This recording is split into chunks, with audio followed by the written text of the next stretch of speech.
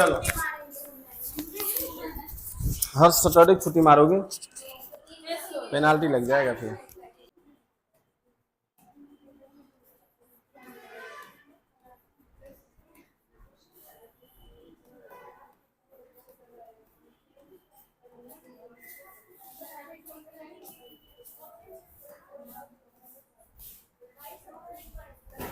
आगे पूछना हमको, पूछो। क्वेश्चन पूछना था। कौन सा?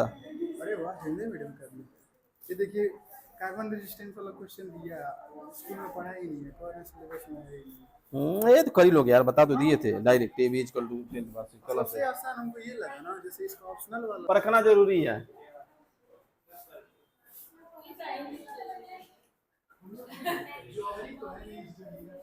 हाँ,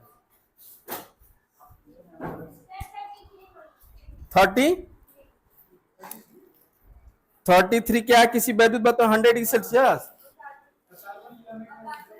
ये लीजिए 33 बोला ना।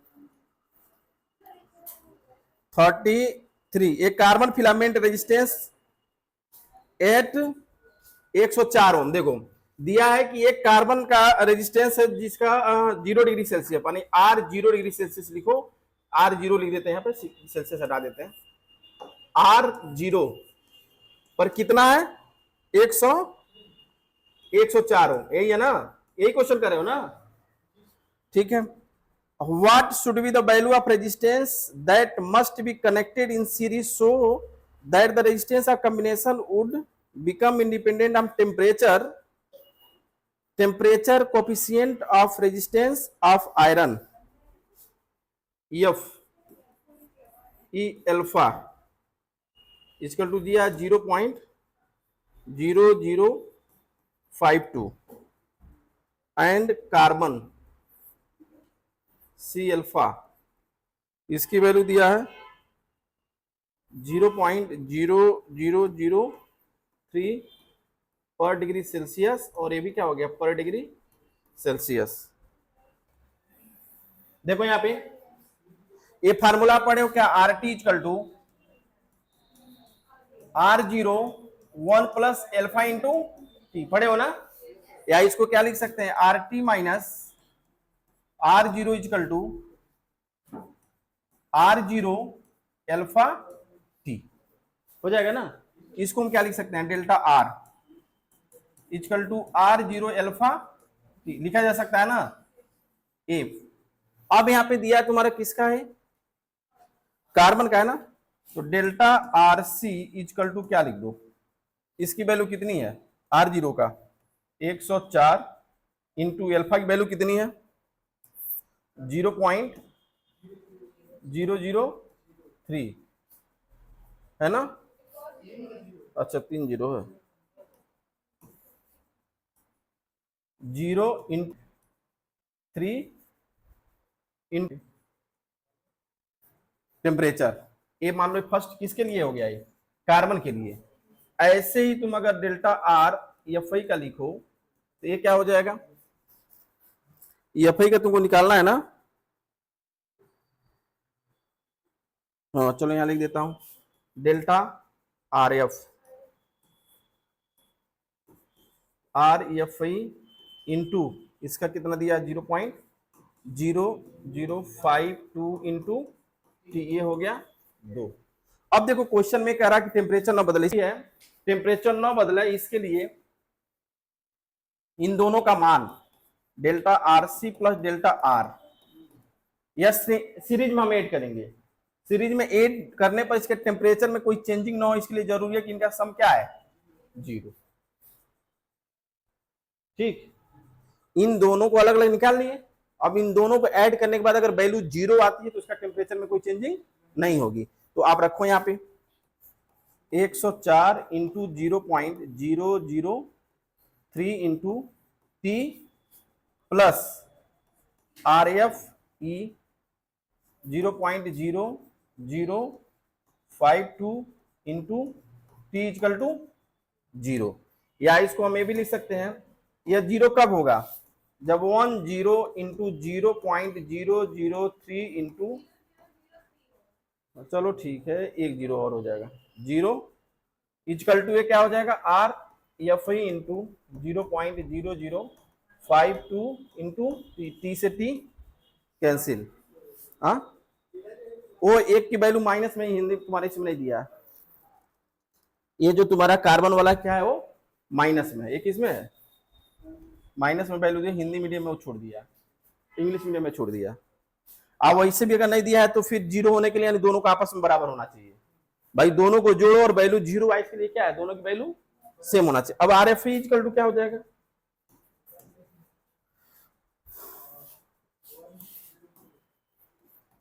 आर एफ इक्वल टू क्या हो जाएगा, 104 इंटू 0.003, ऐसा करो, इसको ऐसे लिख लो, पावर के रूप में लिखो, आसान रहेगा, -4 1 2 3 4 अपॉन 52 इंटू -4, तो ये हो गया कैंसिल, 52 दूनी 6,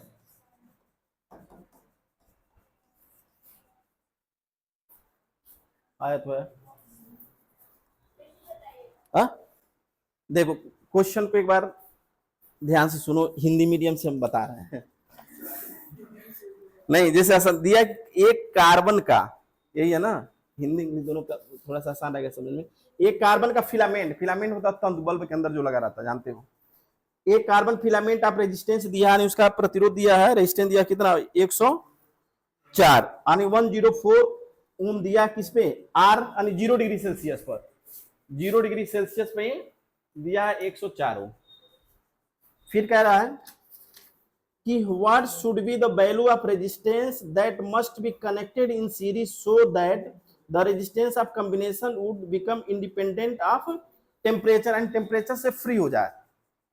यानी कह रहा है कि उसमें हम आयरन का, इसमें जो लिखा है दिया है कि इसके श्रेणी क्रम यानी सीरीज में किस रेजिस्टेंस के आयरन के फिलामेंट को जोड़ें ताकि जो इक्विवेलेंट रेजिस्टेंस बन रहा है उसका टेम्परेचर इंडिपेंडेंट हो, इंडिपेंडेंट यानी फ्री हो जाए, उस पर डिपेंड न करे। तो इसके लिए जरूरी है कि अलग अलग आप रेजिस्टेंस निकालो। अरे ये कार्बन का रेजिस्टेंस हो गया, आपके आयरन के रेजिस्टेंस को ऐड करना है, लेकिन इसको टेम्परेचर के साथ लिखना है। तो ये फार्मूला पढ़े हो ना, RT equal to R01 plus alpha into T. इसको इधर ला दोगे तो क्या होगा, RT minus R0 equal to R0 alpha T, यानी ये फार्मूला, इसको लिख सकते हैं क्या, डेल्टा R, ये फार्मूला हो गया। अब ये डेल्टा RC यानी अगर इसको आप यहां पे लिखो, इसको हम क्या करते हैं, यहां पे लिख देते हैं, चलो RT माइनस R0, ये तुम्हारा कितना हो गया, 104 1 प्लस एल्फा इंटू टी।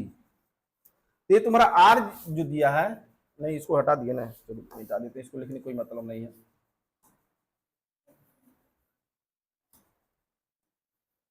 चलो यहाँ पर डेल्टा आरसी यानी कार्बन का जो रेजिस्टेंस दिया है डेल्टा आरसी, इसकी वैल्यू निकालोगे तो इसकी वैल्यू क्या होगी, R0 एल्फा इंटू टी। यहाँ R0 की वैल्यू दिया है ना, 0 डिग्री सेल्सियस पर कितना है, 104 रख दिए।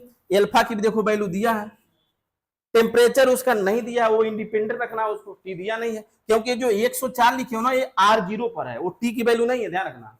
ऐसा नहीं है टी पर रखो, टी तो जनरली ये है RT, इसकी वैल्यू नहीं दिया। अगर यहाँ पे दिया होता 100 वगैरह तब यहाँ पे क्या रखते, 100 रखते, ठीक, ये हो गया। ऐसे ही मान लो डेल्टा RFE हो गया, आप ही लिखो तो RFE इंटू ये हो गया, यानी दोनों का अलग अलग रेजिस्टेंस तुम्हारा निकल गया ना इस टेम्परेचर के हिसाब से।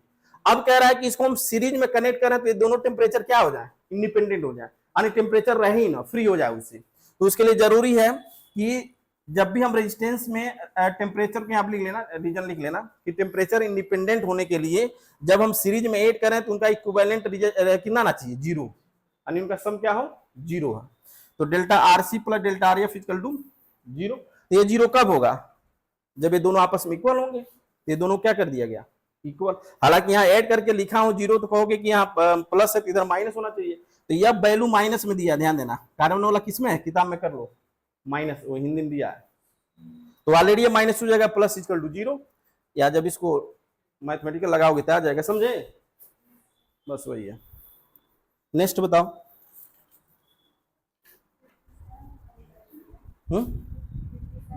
हाँ 57 बता देता हूँ। देखो 57 वाला देखो क्वेश्चन बता देते हैं, उसके बाद फिर बाकी देखते लो। 57 दिया है कि एक कार्बन रेजिस्टेंस, ये तो दूसरा दिया है इसमें, तुम लोग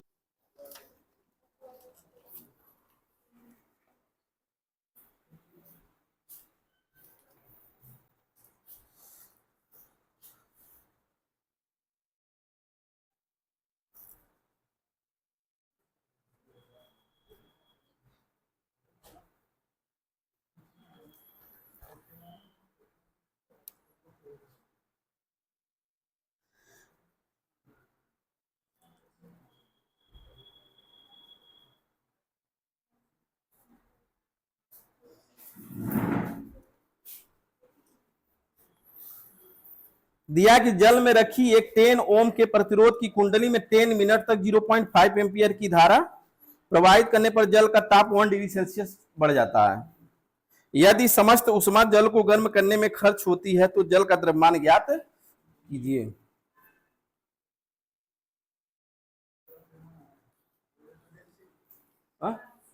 मास निकालना है, वाटर का मास निकालना है।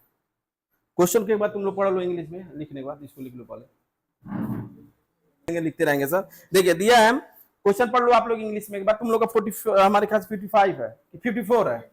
हाँ क्या दिया है उसमें, पहले तो देख लो। वायर का जो रेजिस्टेंस दिया कितना दिया, 10 ओम। इसको पहले लिख देता हूं। टाइम दिया है 600 सेकेंड, 600 सेकेंड, यही हो जाएगा ना। करंट कितना दिया है 0.5 एम्पियर। जल का टेम्परेचर इंक्रीज हो जाता है, जल का टेम्परेचर इंक्रीज, तो इंक्रीज को कैसे लिखते हो, डेल्टा टी इक्वल टू कितना 1 डिग्री सेल्सियस।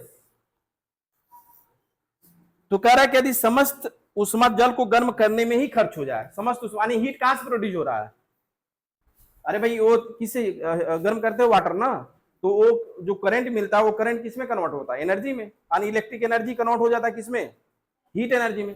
तो इलेक्ट्रिक एनर्जी कन्वर्ट हो रहा है, तो इसके लिए क्या करो, इससे निकालो आप कितना उसको मिला, यह चीज इक्वल टू क्या पढ़े हो, I square R T upon 4.2 calorie में निकालोगे ना, क्योंकि हीट है। तो यह चीज इक्वल टू आई की वैल्यू कितनी हो गई 0.5 इंटू 0.5 इंटू आर की वैल्यू कितनी है 10 इंटू टी 600 अपॉन 4.2। तो एच की वैल्यू क्या हो जाएगी बताओ,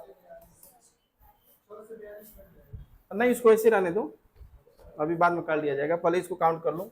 ये तुम्हारा 2 जीरो है, ये खत्म हो गया, कितना हो गया 500, कितना हो जाएगा 50 होगा क्या केवल, अरे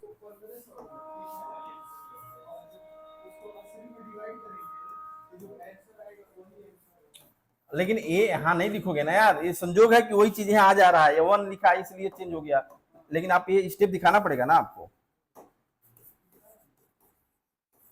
4.2, इसलिए यम इक्वल टू क्या हो जाएगा, इसको सॉल्व कर दो, M equal to 1500 upon 4.2 equal to 357.1 कितना है ग्राम। ध्यान देना ये ग्राम में है, क्योंकि ये जो 1 लिए वो किसमें है, ग्राम डिग्री सेल्सियस में, ग्राम पर डिग्री सेल्सियस में ही है, ठीक है। हाँ नहीं समझ पाए तुम लोग कैसे क्या हुआ है, देखो इसको छोड़ दो। पानी जब लाइट से हीट करते हो तो जो उससे एनर्जी मिलती है करंट से, तो वह एनर्जी क्या मिला इसको, यही मिला ना। यह एनर्जी कौन प्रोड्यूस कर रहा है, जो इलेक्ट्रिक डिवाइस लगा है वो। अब उसके द्वारा जो टोटल एनर्जी ये कह रहा है कि यह टोटल खर्च हो जा रहा है किसमें, वाटर को हीट करने में। तो यह टोटल वाटर को हीट करने में जो रिक्वायर्ड एनर्जी होगी उसकी वैल्यू क्या होती है, एम एस डेल्टा टी। ये क्लास 11th में जो पढ़े हैं वो जान रहे हैं, इसमें बहुत सारे क्वेश्चन भी लगवाए हैं। यहाँ पे थर्मोडायनामिक वाले चैप्टर में, हीट वाले में है, वही हीट वाले में, हीट थर्मोडायनामिक एक ही चैप्टर था। हाँ, ट्रांसफर वाले हीट में। तो ये आप लेटेंट हीट पढ़े थे यल, और ये आपका स्पेसिफिक हीट था, एम एस डेल्टा टी। तो H equal to M H delta T, यही एच, इससे यानी यह जो एच है यह किसके इक्वल है, यानी जब इसको लगाओगे तो इसको ऐसे भी लिख सकते हो, I square R T upon 4.2 equal to M S delta T. बस यही तो है फार्मूला, मेन फार्मूला वही है। अब उसी में देखो आई की वैल्यू दिया है, इससे जो हीट मिला वही हीट टोटल इसको गर्म कर रहा है। बस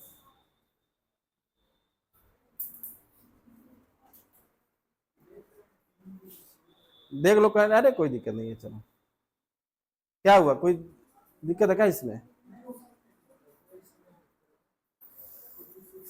किसमें? 46।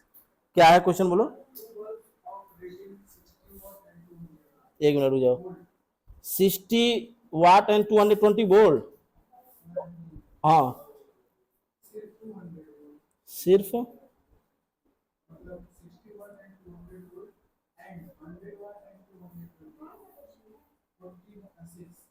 आंसर क्या आया उसका बताओगे?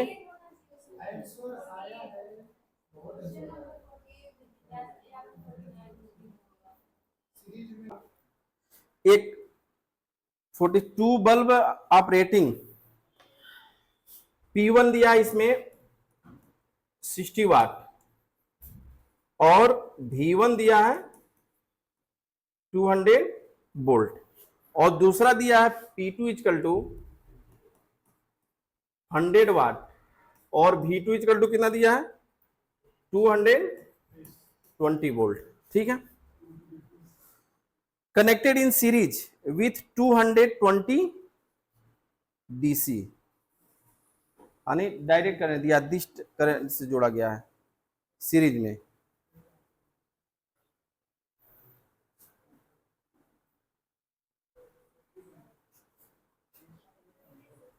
तो सबसे पहले क्या करो, आप रेजिस्टेंस निकालो इनका अलग अलग, टोटल रेजिस्टेंस निकालिए।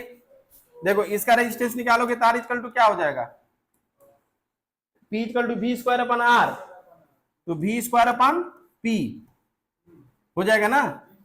देखो यहाँ पे, अरे भाई कह रहा है कि इसमें कितना करंट फ्लो होगा अलग अलग निकालना है। तो जब आप, हाँ पहले आप क्या निकालोगे, रेजिस्टेंस निकालोगे, और V से दिया गया है तो पता चल जाएगा कितना करंट वहां से निकल रहा है। तो R1 equal to V square upon P1 हो गया। तो R1 इक्वल टू V की वैल्यू कितनी हो गई, 200 इंटू 200 अपन 60, कितना हो जाएगा, एक जीरो से एक जीरो कैंसिल,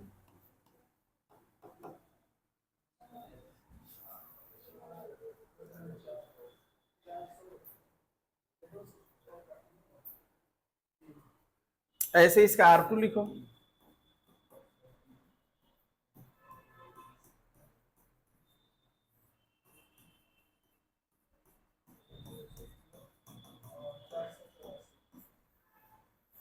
इसका बता दो कितना होगा, बाई दो दूना 4, चलो लिख देते हैं।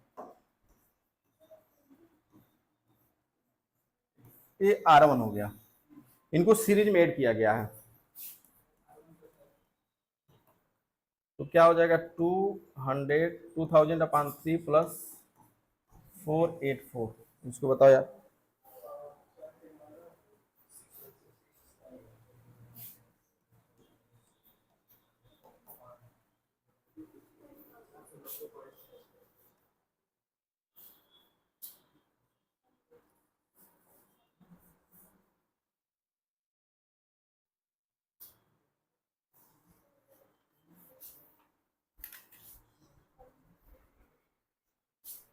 कितना हो जाएगा ये, हाँ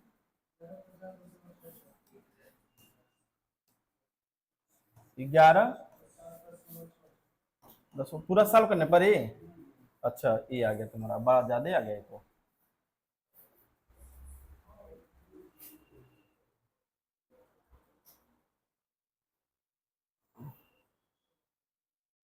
चलो अब किससे जोड़ा गया, किस वोल्टेज से, फाइनल वोल्टेज किससे जोड़ा गया है, इसको इसको जोड़ा गया तुम्हारा 220 से।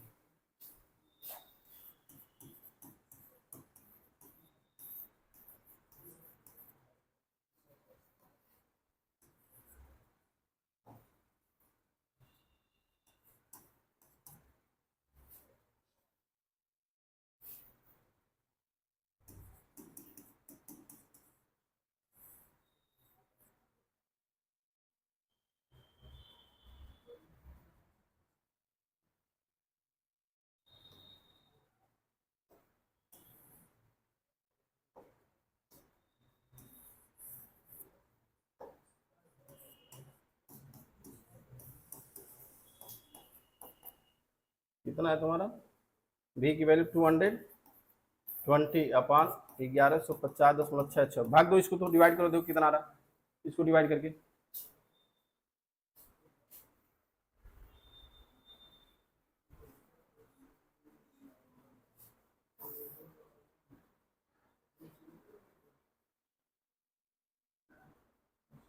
Zero point 0.19 I equal to 0.1911, चलो यानी 0.19, और उसमें आंसर की क्या दे रहा है,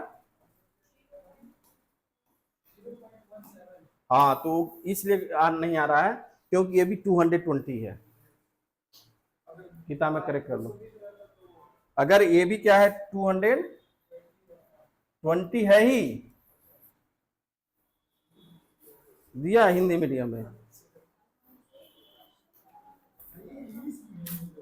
हिंदी मीडियम का क्वेश्चन देखो सही दे दिया है, दोनों 220 है सब, तब जाके आ जाएगा, करके देख लो, ठीक है।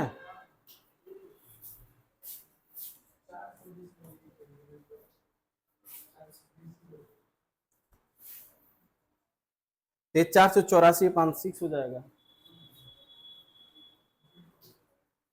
या फिर 3 भी कर सकते हैं, उसको हाफ करके कम हो जाएगा, कर लो, देखो चेक कर लो, उससे भी चेक कर लिया जाए, क्या दिक्कत है। तो कितना हो गया, 4,4,8,4,00 अपान एक कैंसिल हो गया, तो एक कैंसिल हो जाएगा, 2 से कैंसिल कर दो, कितना हो जाएगा 220, नहीं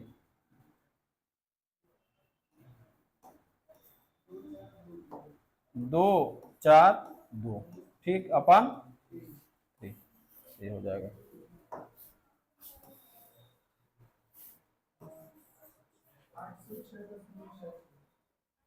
कितना आ रहा,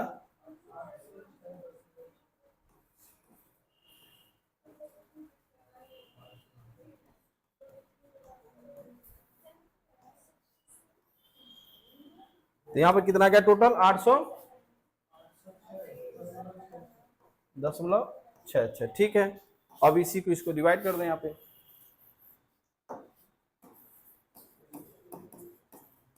डिवाइड कर दो, ये तो ज्यादा आ जाएगा, 0 पॉइंट कुछ आ जाएगा, 2 के बारे में, ये सही काउंट किए हो कैलकुलेट, हाँ अच्छा, ये पूरा कितना आ रहा है, 1200, अच्छा ये सही है, इसको डिवाइड कर दो,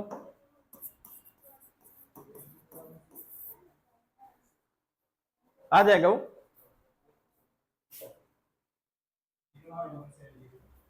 ठीक है ना, आई इक्वल टू 0.17, ठीक, तो 220 वोल्ट है, हिंदी में सही दिया है, तो है जिसका पावर कितना दिया है 200 वाट, एक बल्ब है मान लो, उसकी पावर कितनी है 200 वाट, और वोल्टेज उसका कितना है 100 वोल्ट का वोल्टेज है, तो कह रहा है कि उसको कनेक्ट कर दिया गया किससे, V डैश की बैटरी से, मान लो उसको V डैश से कनेक्ट कर दिया गया, कितना 100, मतलब ये है कि एक बल्ब है ये मान लो बल्ब, इसको लाकर हम किसी बैटरी से कनेक्ट कर दिए, इसका मतलब यही है, जिससे कनेक्ट किए उसकी वैल्यू कितनी है 110 वोल्ट, ठीक। और लेकिन इस बल्ब का कितना वोल्टेज कितना सहन कर सकता है 100 तक, ठीक, इससे अधिक होगा तो। अब इसमें कह रहा है क्या पूछा, एनर्जी डिसिपेट, एनर्जी निकालना है। एनर्जी कैसे निकालोगे, आई निकालो, इसमें करंट कितना फ्लो हो रहा है, P इक्वल टू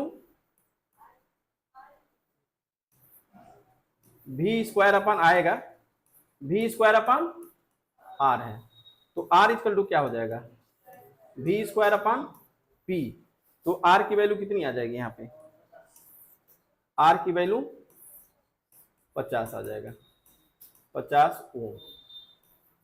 इसको किससे कनेक्ट किया गया, V1 इक्वल टू 110 वोल्ट से, ठीक। तो तब इसका पावर कंज्यूम कितना हो जाएगा, P1 ले लो, तो हो जाएगा V square V1 square upon R, तो P1 इक्वल टू क्या हो गया 110 गुणे 110 अपन 50,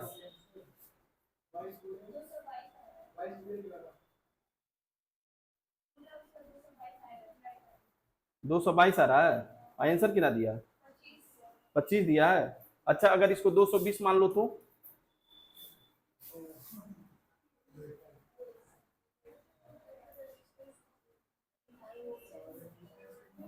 नहीं, इसको इसमें कितना दिया, वो चेंज हिंदी वही दिया है ना कि कितना देख 220 वोल्ट देखो इसमें दिया है 220 वोल्ट और 100 वाट, 220 वोल्ट दिया इसीलिए नहीं आ रहा, इसको करके देख लो अभी आ जाएगा। 220 वोल्ट करो तो कितना आ जाएगा ये, और ये 100 कर लो। अरे भाई हिंदी मीडियम के हिसाब से चलो तब तो आंसर मिलेगा यार, इसका क्वेश्चन हो इसमें चेक कर लो, सेम क्वेश्चन वही है। 220 वोल्ट 100 वाट और बाकी 110 ही सही है, इसका वैल्यू कितनी हो जाएगी P इक्वल टू 404 ही आ जाएगा। R की वैल्यू कितनी आ जाएगी 404। अब ये वैल्यू यहीं रख दो, P1 इक्वल टू कितना हो गया 110 इंटू 110 अपन 484 हो तो गया 25 आ गया, वही मैं बोल रहा हूँ 25 हो गया, सुधार कर लो। हिंदी मीडियम से इंग्लिश मीडियम से आंसर लगाते रह जाओगे पागल हो जाओगे।